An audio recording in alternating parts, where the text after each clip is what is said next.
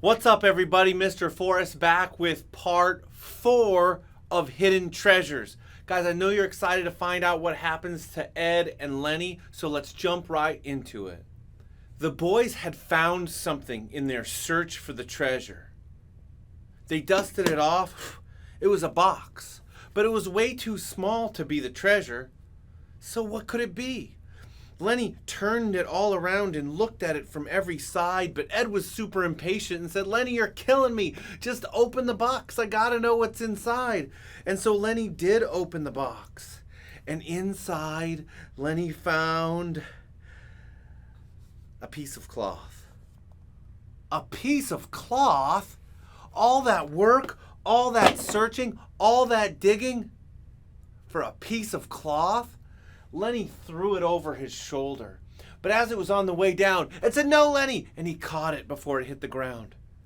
Ed opened it up and he smoothed it out on his knee.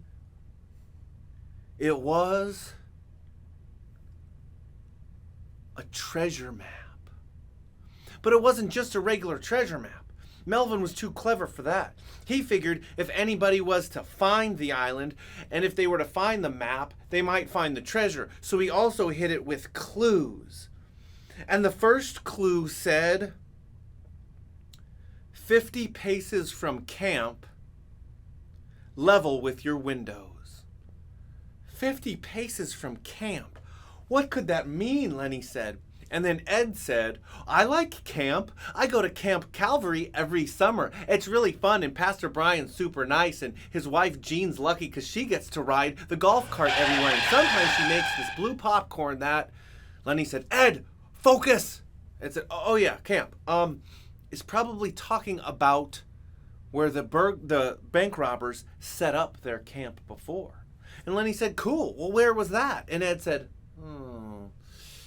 "It's right over there." And the boys ran over and they got there and Ed said, "No, not here. There." And the boys ran over and Ed said, "No, not here. There. No, there. No, there. No, there." For the next 10 minutes, the boys just ran around on the beach of the island. And finally, Lenny said, "Ed, you gotta focus, man." And so Ed closed his eyes. Lenny said, "Where did you first meet Ishmael?" And Ed took a deep breath. There was a clearing. There was a stump. There was a big tree. I remember where it was. It was there. And Lenny said, "Ed, are you sure?" Ed said, "No, but this is our best bet." So they went there and they said, "All right, 50 paces, but which direction?" Lenny said, "Not that direction, because 50 paces that direction and we'd be standing in the ocean." Ed said, "Not that direction or that direction, because 50 paces either direction we'd be standing on the beach still." And they wouldn't hide a clue on the beach where in a high tide the clue could be washed away. So it must be 50 paces inland. So they took 50 paces, but not regular sized steps. They took Melvin sized steps. And they counted 50 paces. And when they got to 48, 49, 50, they were standing right in front of a tree. Lenny said, "That tree's got to be the clue." What was the next part of the clue? He said, "Level with your windows." Windows? Windows. Car windows, house windows. Ed said, "No, there's no houses or cars on the island." Boat windows. No, Lenny, remember, boat windows are called portholes. Windows. And Lenny said, "Aha, I got it." Have you ever heard the expression eye level? Have you ever heard the expression the eyes are the windows of the soul? So level with your windows must mean eye level. Now Lenny was short, so eye level for him was way down here. He stared at the tree and stared and stared. Ed was a little taller, so his eye level was up here. He stared at the tree and stared and stared, but neither boy found anything. They thought and they thought and they thought until their minds were tired. And finally Ed said, "I got nothing." Lenny said, "Wait a second, we're looking at our eye level. What about Melvin's eye level?" So they looked up. Still nothing. Lenny said, wait a sec, I got an idea. Ed, stay still." And he started climbing on Ed until he was standing on Ed's shoulders, and then one of his feet was stepping on Ed's face, and his foot slipped and went into Ed's mouth. Lenny said, we're looking at Melvin's eye level now, but this was 2 years ago, so the tree would have grown. Lenny said, Eureka! And Ed was about to say, hey, that's my favorite word when I find something. But Lenny's foot was in his mouth, so it just sounded like, ho ho ho ho ho ho ho ho. Ed's knee buckled, boom, and down both boys went. Lenny landed on top of Ed, and Ed said, did you find anything? And Lenny said, yes, I found the next clue. Ed said, what did it say? It said, in the tail of the insect. Tail of the insect. What kind of insect has a tail? Ed said, hey, wait a second. Is a fox an insect?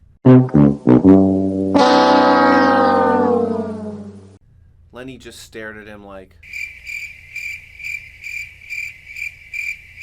Lenny said, insect with a tail, what could it be? Ed said, oh, my Uncle Larry, who happens to be the tooth fairy, although he really is too big and hairy to be prancing around in a tutu. However, if you want $10, just put your tooth in a half-eaten cob of corn and mail it to P.O. Box 1415. Lenny said, Ed, focus, your uncle. Oh yeah, my uncle. My Uncle Larry calls lobsters the insects of the sea. Now, they're not insects, but they look like bugs. Lenny said, Ed, you're a genius. And Ed said, I know. And he did the Ed dance. And he said, but where are we going to find a lobster? They wouldn't have put the clue on a lobster in the ocean because it would have just swum away and they'd never find it. Has to be a lobster here on the island. Where would we find a lobster on the island? Lenny said, Ed, didn't you see it? We passed one not that long ago. Ed said, no. And Lenny said, follow me. And they walked over and they found a lobster stuck to a stick that was sticking out of the ground. It was impaled on the stick. It was dead. And Ed said, how did I not see this? Lenny said, because you were too busy talking about your favorite flavor of pie. Onion. Ed said, oh yeah, I remember now. They broke apart the lobster and they looked in the tail. And sure enough, there was the next clue. And the next clue said, in the darkness, you will find the light. In the darkness, you'll find the light. In the darkness, you'll find the light. The boys paced and they walked up and down the beach for an hour, saying it over and over again. In the darkness, you'll find the light, trying to figure out the clue. Did they have to look for it at night? Did they have to look for it underwater? Why was it in the darkness you'll find the light? And what was the light? And what was the darkness? They were so exhausted. They sat down and Lenny said, man, I wish I had a cheeseburger and a nap. And Ed said, I know how you feel, Lenny. I could really go for a pedicure and a perm. Just then Ed saw it, oozing and dripping. It was honey. Ed said, Lenny, follow me. And Ed swiftly ran over and got a scoop and then darted away. Lenny got a scoop and then darted away. They didn't want to deal with any angry bees. And they sat on the beach and they ate their honey. You know how when you have something that you absolutely love, like your favorite of something, you don't want to gobble it all up. You want to savor it, eat it little by little. That's what they were doing with this honey. Because they had eaten fish for so long. Now they were thankful for the fish they caught, but they were eating the same thing over and over again every day. No salt, no pepper, no spices, no lemon juice. The same thing every day. The only other thing to eat was wild onions, and Lenny refused. So they were so thankful to have something different, especially something sweet. And it was so delicious to them. And it did the trick. It filled their bellies. It woke them up. It sharpened their mind. They felt like they were ready to think again. There was no better time for them to read God's word. And you'll remember, Lenny had taken the Psalm 119 challenge, and he was reading Psalm 119. And they got to verse 103. Listen to what it says. How sweet are your words to my taste, sweeter than honey to my mouth. The writer of Psalm 119 loved the Bible more than he loved the taste of honey. That would be like loving the Bible more than red vine's licorice. That would be like loving the Bible more than ice cream. That would be like loving the Bible more than rock candy. That would be like loving the Bible more than extreme sour warheads. Ed thought to himself, I love chocolate milk. Ed could drink it every day and he'd never get sick of it. And he had to ask himself, do I love the Bible more than I love chocolate milk? Lenny loved jelly beans. He had a bottle full of jelly beans. He called it his own bean in bottle. And every day he'd get a jelly bean out. He never got sick of jelly beans, and he had to ask himself, do I love the Bible more than I love jelly beans? And then Lenny realized something. The more you read the Bible, the more you understand the Bible. And the more you understand the Bible, the sweeter it becomes to you. The more you love the Bible. That's also why we need somebody to help us understand the Bible, to explain the Bible to us. So every time Ed would help Lenny understand, every time he would explain it to him, Lenny would understand the Bible more. And every time he understood the Bible more, to him it was sweeter. He loved it more. But even Ed needed someone to explain the Bible to him. So in his Gospel Story Hour class every Sunday morning, Mr. Klitzing would teach him the Bible. And the more Lenny learned about the Bible, the more he loved the Bible. Same thing in the service. Every Sunday his pastor would preach the Bible. Help Ed understand the Bible more. And the more he understood about the Bible, the more he loved the Bible. We need teaching and preaching to help us understand the Bible.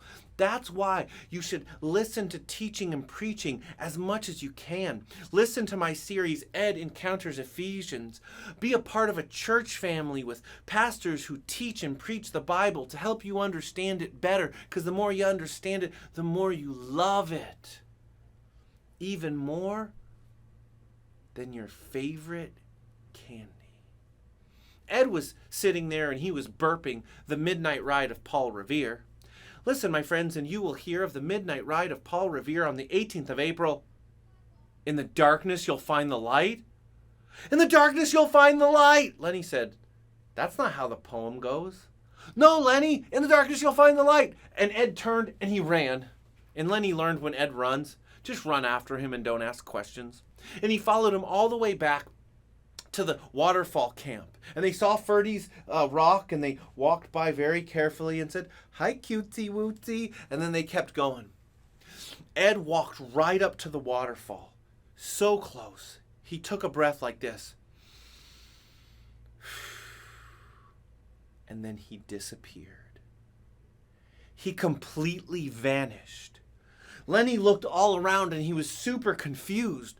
Where did he go? How did he do that? Lenny walked right up to the waterfall and wondered if it would work for him too. And Lenny took a deep breath like this.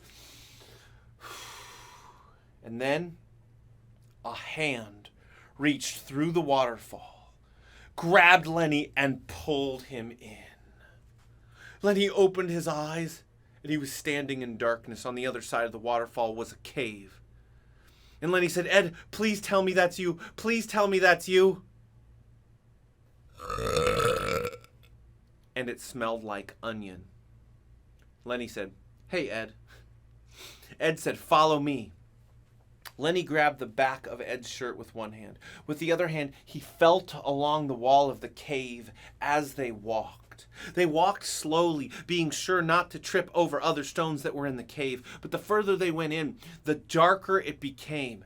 And the darker it became, the more scared Lenny became. Until finally, Lenny was so afraid that they would get lost. He said, Ed, I can't go any further. What if we get lost? What if we can't find our way back out? What if they don't find us until 412 years from now when we're just a couple of handsome skeletons? Ed said, Lenny, in the darkness, you'll find the light. And the cave lit up. Lenny looked and he saw that Ed was holding a torch in one hand, a Zippo lighter in the other. And Lenny said, but Ed, but you did. Ed said, Lenny, 2 years ago I saw Melvin and the bank robbers go in here with a torch, and they came out holding nothing. I knew it would be in here, along with Melvin's Zippo lighter. They walked, and it was so much easier for them to walk. They walked much faster. They weren't afraid they were going to trip and fall. Lenny didn't have to hold Ed's shirt. Lenny didn't have to run a hand along the wall because he could see everything. The cave was much smaller than he thought. In the dark, it seemed so huge, but it still was pretty cool to look at. Lenny could see where they had been and where they were and where they were going. And for the first time, Lenny understood what it meant. The song that Ed sang. Your word is a lamp unto my feet and a light unto my path. So many people have no idea what life is all about. Millions of people think we are here just by accident. If that is true, then there is no purpose in life. If we are here by a cosmic accident, then there is no reason to love. There is no reason to show kindness. Then there is no such thing as good and evil, only survival. But that's not true. Some people actually believe that aliens brought life to this earth, and that's how we eventually got here.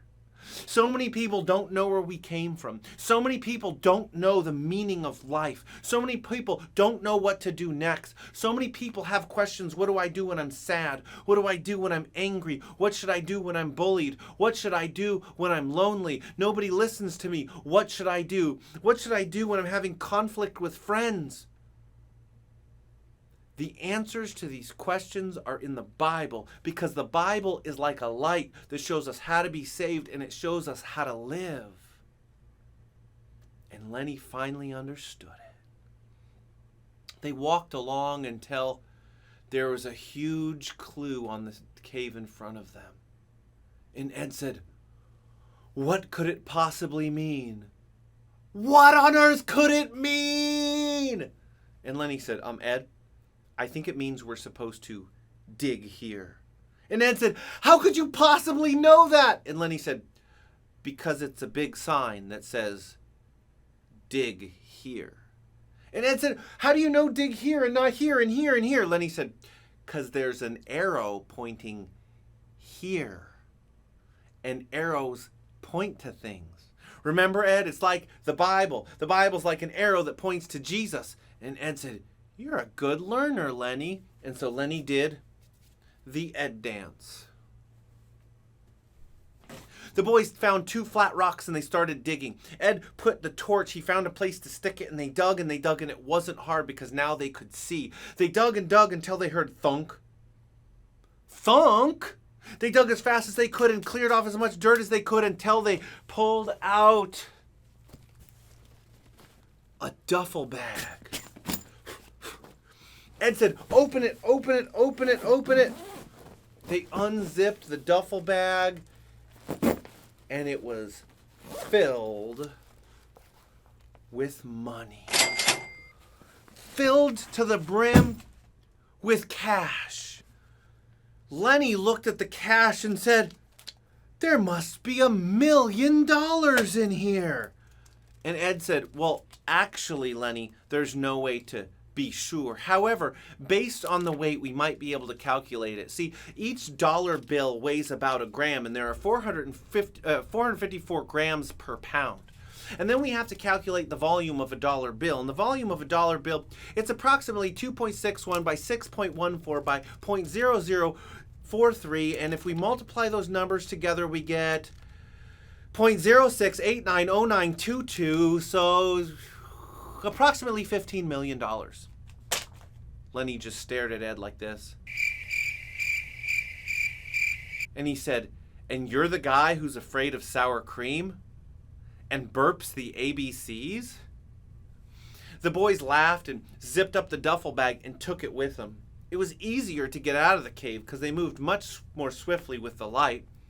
They got out of the cave and they had to actually walk through the waterfall. And they walked through the waterfall, and on the other side waiting for them was Agent McDaniels and the bank robbers.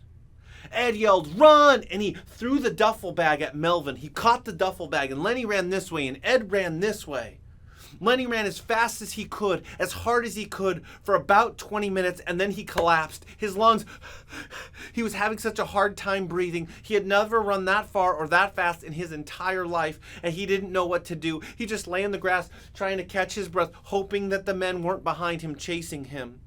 He wondered if they were chasing Ed. He wondered if they were looking for him. He wondered if they, now that they had the money, if they simply left the island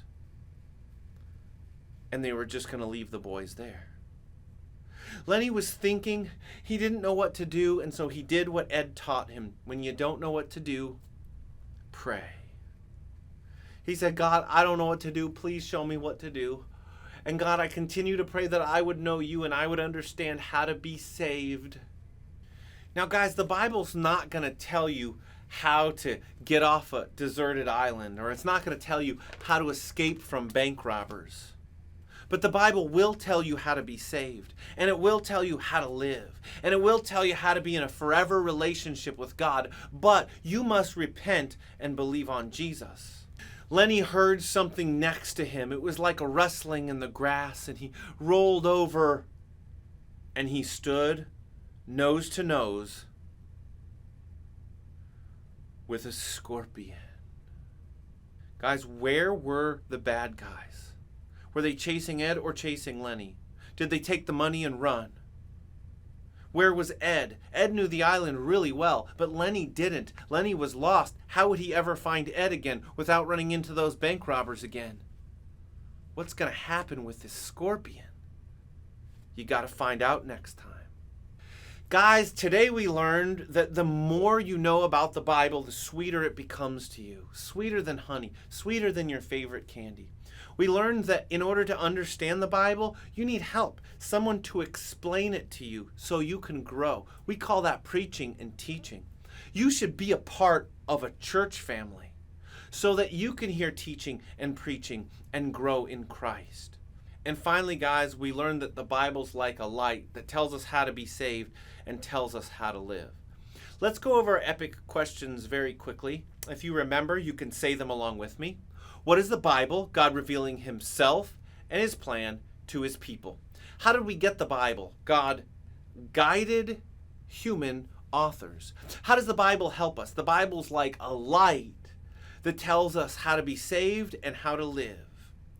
What does it mean to be saved? To be rescued from my sins and have a relationship with God. How is the Bible like an arrow? The whole Bible points to Jesus. How does God want me to live? In a forever relationship with him. And finally, what did Jesus do for me? Jesus died on the cross for my sins. He was buried, and 3 days later, he rose again. Now, the way I remember that's called the gospel, is like this: 1, 2, 3. This is sign language for 3, because in sign language, this is 6. Okay? This is 3. So we do 1, Jesus died on the cross for my sins. 2, you like make a person and you bury him in a tomb. Jesus was buried like in a cave, not like in the ground, like digging up in the ground. So we put him in a cave. So Jesus died on the cross for my sins. He was buried. 3 days later, he rose again, because Jesus came back to life so I can be saved. All right, so what did Jesus do for me? Jesus died on the cross for my sins. He was buried, and 3 days later, he rose again so that I can be saved. Guys, let me know if you've been working on your epic questions. Let me know if you took the Psalm 119 challenge. Guys, I will see you next time with the final part, the conclusion to Hidden Treasures. But until then, Mr. Forrest out.